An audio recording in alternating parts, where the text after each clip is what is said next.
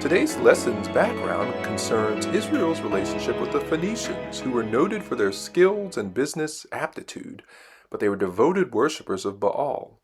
King Ahab allowed Jezebel to place the prophets of Baal in influential positions in Israel. Her plan was to replace the worship of Lord with the worship of Baal. Throughout the biblical history, God allowed his people to associate with Phoenicia. This incident on Mount Carmel was not the first time, nor would it be the last, when God called Israel and its people to recognize him and forsake their false gods. Which brings us to our key verse for today, which reads, "Then Elijah stood in front of them and said, 'How much longer will you waver, hobbling between two opinions? If the Lord is God, follow him, but if Baal is God, follow him.' But the people were completely silent." 1 Kings chapter 18, verse 21. Elijah had been hiding in Phoenicia, showing the power of the Lord, and the Lord to the believers of Baal. Some were converted.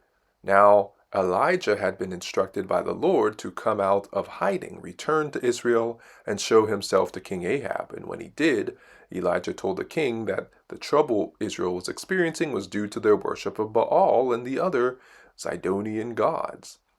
They had abandoned the commandments of the Lord. It was now time for direct confrontation. Elijah taunted the king and told him to gather all of Israel at Mount Carmel, including the 450 prophets of Baal and the 400 prophets of the grove. Thus the stage was set for a showdown. When the people gathered around Mount Carmel, Elijah spoke directly to the people. He described their spiritual dilemma as limping around like a lame animal between belief systems. Rather than standing firm on one belief system, they hobbled back and forth between the two. Elijah asked them how long they intend to remain in this quandary. His intention was to bring them to an immediate decision. These belief systems were mutually exclusive. Either the Lord was the God of all things, or Baal and his other gods were the gods of parts of things. The people were being forced to choose one or the other. Elijah's statement stunned them, and perhaps they were not ready to choose. Maybe they had already or not thought of it in those terms. They could not answer. How could they decide who was the real God? Elijah had a contest in mind. And so he gathers 12 stones, one for each tribe. 12 was the original number of the sons of Jacob, the ancestor whose name the Lord had changed to Israel in Genesis 35, verse 10. Each of Jacob's sons became a head of a tribe which bore his ancestral name, Israel. Elijah built this altar in the name of the Lord, not Baal. In addition, he dug a trench around the altar. This reference to 2 measures of seed could have indicated the amount of land over which 2 measures of seed could have been strewn.